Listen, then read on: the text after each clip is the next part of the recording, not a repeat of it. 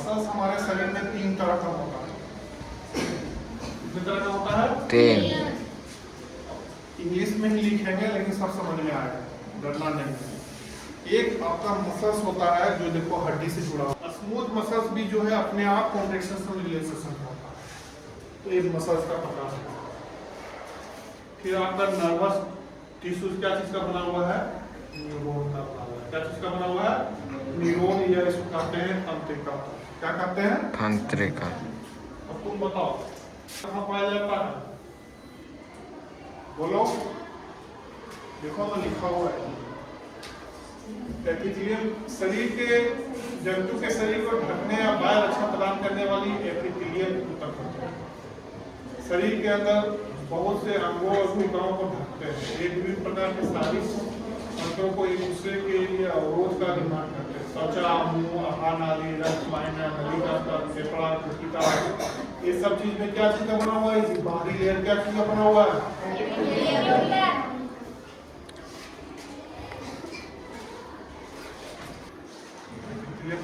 क्या है आपको? लेयर। लेयर।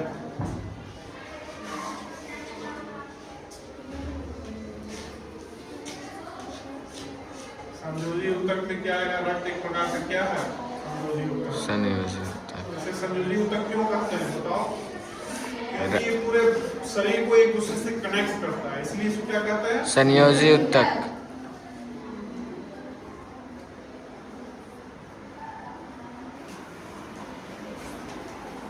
अभी हम कुछ लिखवा नहीं रहे हैं, किताब पढ़िएगा, नोट्स है इसका। दो चीज होता है, एक प्लाज्मा होता है और एक क्या होता है? रक्त कोशिका होता है। क्या होता है? रक्त कोशिका। रक्त कोशिका में क्या होता है बताइए? रक्त कोशिका में आरबीसी, डब्ल्यूबीसी और एक होता है प्लेटलेट्स। प्लाज्मा क्या है? फ्लूइड पार्ट है, जो लिक्विड पार्ट है, और उसके ऊपर में क्या है? ये सब कोशिकाएं तैरते रहते हैं। ठीक है। हमारे शरीर की सबसे छोटी कोशिका का नाम बताइए, वो क्या है? लाल रंग का। ये शरीर में ऑक्सीजन का, खून का, CO2 का, ये सब चीजें क्या करता है? ट्रांसपोर्ट करता है। क्या करता है? ट्रांसपोर्ट। WBC का काम क्या है?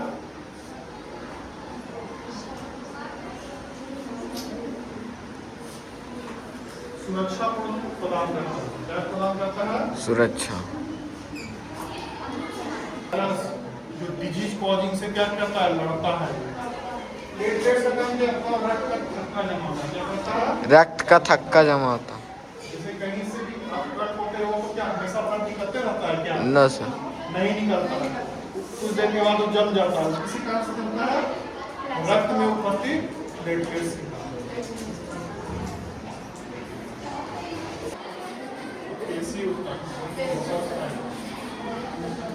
मसल्स क्या चीज का बना होता है? Muscles fibre.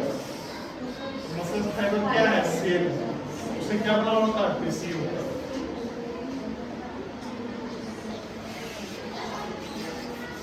ऊतक का यह पंजर का निर्माण कर शरीर को आकार प्रदान करता है। यह मांसपेशियों को सहारा देता है और शरीर के मुंह में सहारा देता है। यह ऊतक मजबूत और कठोर होता है। हड्डी क्या होता है आपका? मजबूत और कठोर होता है। अस्थि कोशिकाएं कठोर धातु में घसी होती है जो कैल्शियम का फास्फोरस से जुड़ी होती है।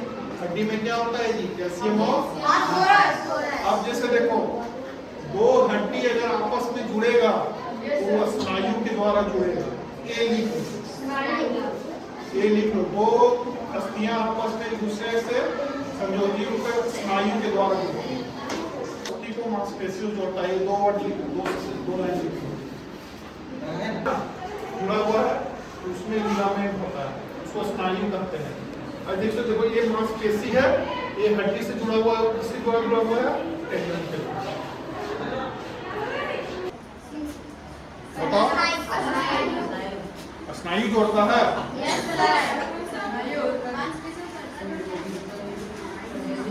हड्डी को जोड़ता है स्नायु, और मांसपेशी को हड्डी को कौन जोड़ता है?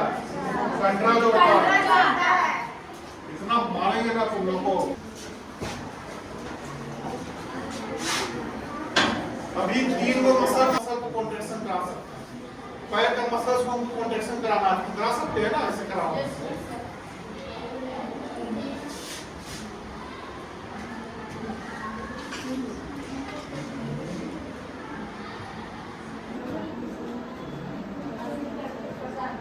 देखो पेशी ऊतक होता है, पहला हो गया कि देखो रेखीय, ये आपका स्केलेटल मसल हो गया। क्या हो गया? Skeletal muscle. इसको कहते हैं रेखित पेशी। रेखित क्यों? इधर ध्यान दो तुम लोग। इसमें देखो 3 तरह का भी मसल्स बताए थे ना। यस। पहला मसल है स्केलेटल मसल है, इसको रेखित पेशी कहते हैं। रेखित क्यों कहते हैं? देखो अल्टरनेट पे क्या है, डार्क और व्हाइट है ना। और इसमें जो होता है केंद्रक, एक कोशिका में एक ही केंद्रक होता है, लेकिन इसमें क्या है, मल्टीपल है, बहुत सारा क्या है, केंद्रक। तो ये आपका बहुकेंद्रक होता है। इसमें क्या होता है, बहुत सारा। इस तरह से एक कौन सा ऊतक है, स्मूथ। यहाँ पे देखो बहुत सारा क्या है, केंद्रक है। यहाँ पे क्या है, एक कोशिका में एक ही केंद्रक है। एक कौन सा ऊतक बनाता है, बताओ? Smooth muscle. अरे तुम्हारा जो है नीचे में हार्ट के चारों ओर मसल्स होता है, जिसको क्या कहते हैं, कार्डियक। क्या कहते हैं, कार्डियक मसल। 3 तरह का मसल्स हो गया। कितने तरह का? 3। केंद्रक की संख्या चिकनी में 1 होता है, हार्ट में भी 1 होता है। इसमें बहुत सारा होता है। केंद्रक की स्थिति पेरिफेरल होता है। देखो कहीं सेंट्रल में है क्या, ये आगे की पेरिफेरल में होता है, ठीक है। यहाँ पे देखो सेंट्रल में होता है, केंद्र में होता है। यहाँ भी क्या है, केंद्र में होता है।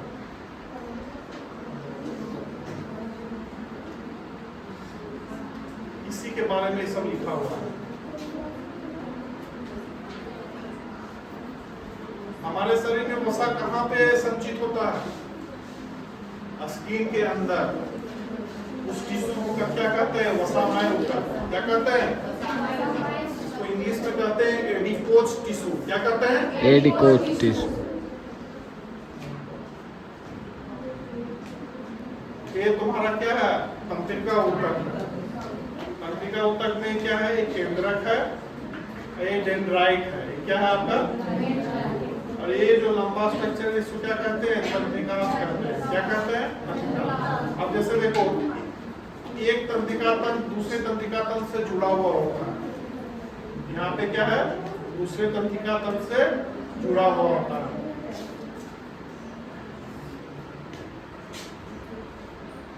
सारे सिस्टम को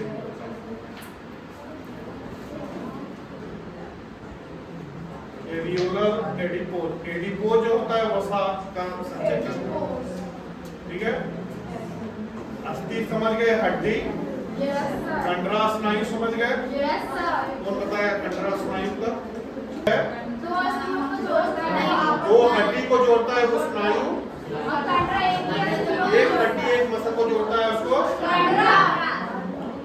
ये उपास्थित मसल समझते हो, ये कार्टिलेज, ये जो कान है ये उपास्थित का बना हुआ है, ठीक है। और रक्त के बारे में बता दिए आप लोग।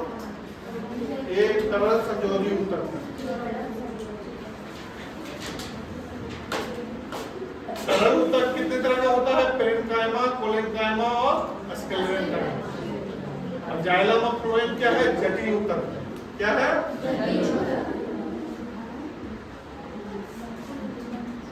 ऊतक का परिभाषा लिख करें, कर लोगे। कितने प्रकार के तत्व मिलकर जाइलम ऊतक का निर्माण करते हैं, बताए थे ना, वाहिकाएं, नलिकाएं, जाइलम, पेरेन्काइमा, ये सब था ना 5 तत्व। पौधे में सरल ऊतक जटिल ऊतक से किस प्रकार भिन्न होते हैं, बताओ। कोशिका वृद्धि के आधार पर पेरेन्काइमा, कोलेन्काइमा, स्क्लेरेन्काइमा के कोशिका वृद्धि